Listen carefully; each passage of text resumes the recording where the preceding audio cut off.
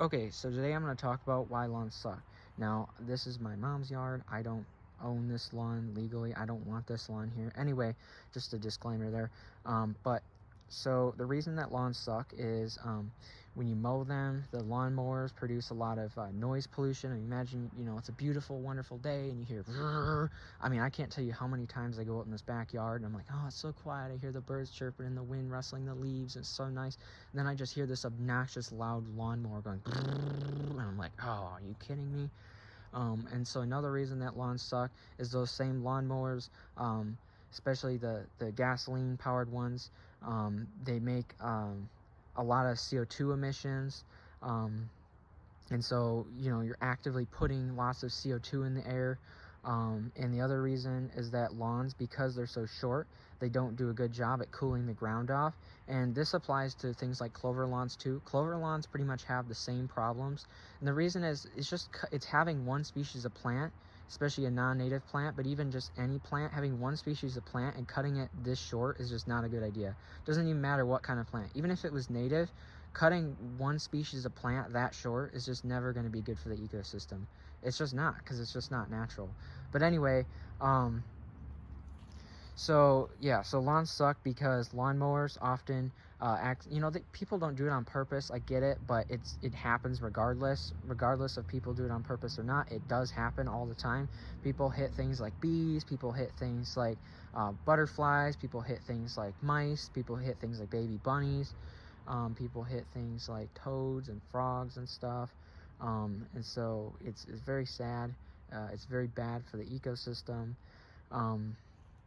And other small animals. But anyway, another reason that lawns are bad is because they're so short. They don't store a lot of carbon, and also because they're mowed so short, they're always stressed out, and the plant doesn't have enough energy to make its root system really deep, and so it needs a lot of water. So people, especially in hot and dry climates, have sprinklers, and they just basically waste tons and tons of water on their lawns, for gallons and gallons and gallons and gallons and gallons, that the lawn absorbs hardly any of it. Most of it just goes directly into the ground. So it's a huge waste of water. Another thing is that lawns don't have any flowers, so they don't benefit pollinators. And another reason that lawns are bad is people commonly spray pesticides and herbicides on their lawn. And so, those chemicals cause cancer. They're linked to many terrible health conditions. And also those pesticides will kill our native pollinators and other insects. And herbicides, will kill potentially native plants like wild violets. And again, also cause things like cancer, many of them. And so those are some of the reasons. And some other reasons are that, native plants, they take a lot less work, and lawns take a lot of work. Lawns, you have to throw down grass seed once in a while. You have to mow them or pay somebody to do all this stuff. You have to, again, spray them with pesticides, herbicides, many terrible toxic chemicals. And even if you don't touch those chemicals, just by being in the area, those chemicals will evaporate and you'll breathe, small amounts of them in, and that's all it takes to, make your risk go higher of cancer and all these terrible things. But anyway, so lawns basically suck. In a nutshell, lawns basically suck. And they take a lot of money. And then, you also got to pay for fertilizer. And you also got to pay for gas to mow it. And, if you don't do it yourself, you got to pay for somebody else to do all that stuff, which is even more money. But yeah, the other thing is that, we have a really good alternative to a lawn, and it's literally just planting native plants. Planting native plants. Native plants are like the opposite of lawns. They are great at cooling areas down. They produce lots of beautiful flowers. They come up every year because they have deep root systems. They store more carbon and are more drought resistant because they can access that water deeper in the ground. And native plants can literally stop extinctions because they have evolved with pollinators, and our pollinators have evolved with those native plants. And so by planting them and giving them their food and everything, their flowers and stuff that they need, And it also, you know, feeds insects that eat the leaves and stuff of them.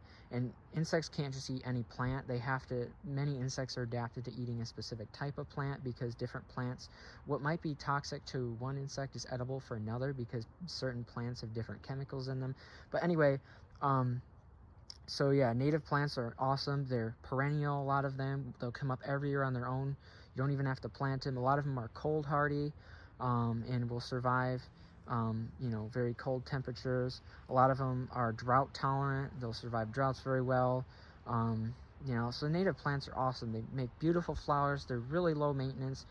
You know, you gotta do a little work and pay a little money when you first put them there. You gotta plant them, obviously, or pay somebody to do it. And you gotta buy them, obviously. But regardless of whether you buy native plant seeds or you plant them or whatever, yeah, it's going to cost a little bit of money. It's going to take a little bit of water and a little bit of work for the first year. But long term, you don't have to do anything. You just let them grow, literally do nothing. And of course, you're going to want to walk in your yard. I mean, you know, who doesn't? So all you got to do is just put a path through there. You can use things like bricks. You can make like a little sidewalk. There's a lot of different ways you can do it. Yeah, native plants, you don't have to mow, so you don't have to potentially kill pollinators from pesticides or, you know, accidentally mowing them over. And native plants, you know, they produce more oxygen because they're larger. And again, they're drought tolerant, they're easy to grow, they're beautiful. There's so many different kinds of native plants, and you can buy them on websites like Etsy, Prairie Moon Nursery, Prairie Nursery. There's a bunch of different websites you can buy native plants on to the USA. So there's so many, you know, options for native plants. They're so fun to grow, and there's nothing like, you know, coming home from a hard day and you just see these beautiful native plants with beautiful flowers and stuff. It's just such a nice thing to see. So yeah, I mean, I would just highly recommend growing native plants instead of a lawn like this. This is sad. This is boring.